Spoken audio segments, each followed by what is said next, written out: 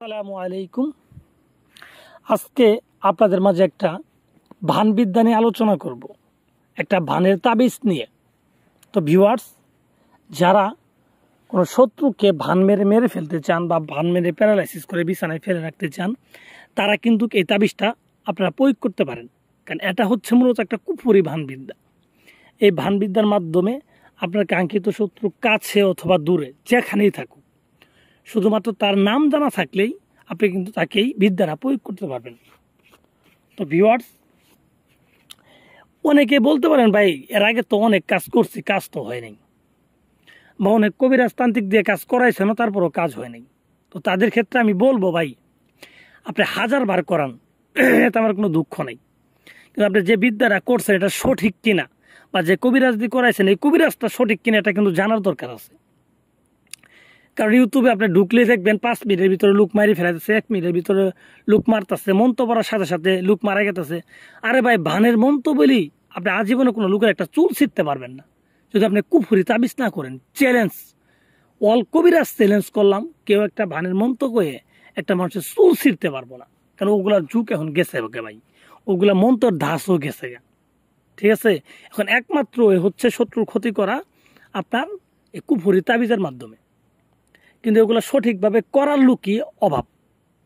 আপনার এগুলো বিদ্যা হাজার হাজার আছে, একটা পাগলার কাছে এগুলো বিদ্যা থাকতে পারে, কিন্তু এটার যে প্রয়োগ প্রণালী বা এটা যে প্রয়োগ করবো কীভাবে, এটাই হচ্ছে মূল কথা। আপনার কাছে একটা কম্পিউটার আছে, কিন্তু আপনি এটা চালাইতে পারেন না, তাহলে আপনার এই কম্পিউটারে কিন্তু কোনো দামই নেই। তো আগে কম্পিউটার কেনার আগে চালানো শেখা লাগবে। তো এরকম বিদ্যা আপনার তাবিজ আপনার বইয়ের দোকানে অভাব নেই, কিন্তু এই বিদ্যাগুলো কিভাবে করা লাগবো এটা আপনার জানা থাকা লাগবে।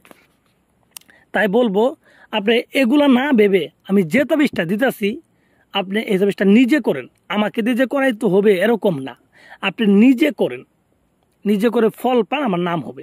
আপনি কমেন্ট বক্সে বলবেন যে বাবু ভাই কাজ করছিলাম, কাজ হয়েছে। আর না বললেও সমস্যা নেই, আপনার যে কাম হয়েছে এতেই আমি খুশি। তো যাই হোক, যারা এই কাজগুলো করতে চান, ঠিক আছে, বা অন্য জায়গায় করছেন হয় নাই, 10 বার করছেন হয় নাই, শরীর বন্ধ, অমুক বন্ধ, তমুক বন্ধ, বিভিন্ন সমস্যা, রাশির সমস্যা, তাদেরকে বলবো এগুলো কোনো সমস্যায় কাজ হবে না। আপনি এই ভান প্রয়োগ করেন, যত সমস্যা থাক, যত কিছুই থাক, সব কিছুতেই কেটে কুটে তার ভিতরে ভানটা ঢুকবে। তো ভিউয়ার্স, যারা এটা করতে চান তারা কিভাবে করবেন আমি বিস্তারিত বলে দিচ্ছি, আপনারা মনোযোগ সহকারে আমার কথাগুলো শুনেন। প্রথমে এই তাবিজটাকে আপনি লিখার পূর্বে আপনি রোজা রাখবেন, যেদিন লিখবেন সেদিন খাবেন না, এটা যে কোনো বারে করতে পারেন। কিন্তু যেদিনকে লিখবেন সারাদিন না খেয়ে সন্ধ্যার সময় ইফতার করার পরে আপনি এই তাবিজটা লিখতে যাবেন। যারা হিন্দু আছেন তারা উপবাস করবেন, বোঝেন নাই? আর যারা মুসলমান তারা রোজায় রাখলেন।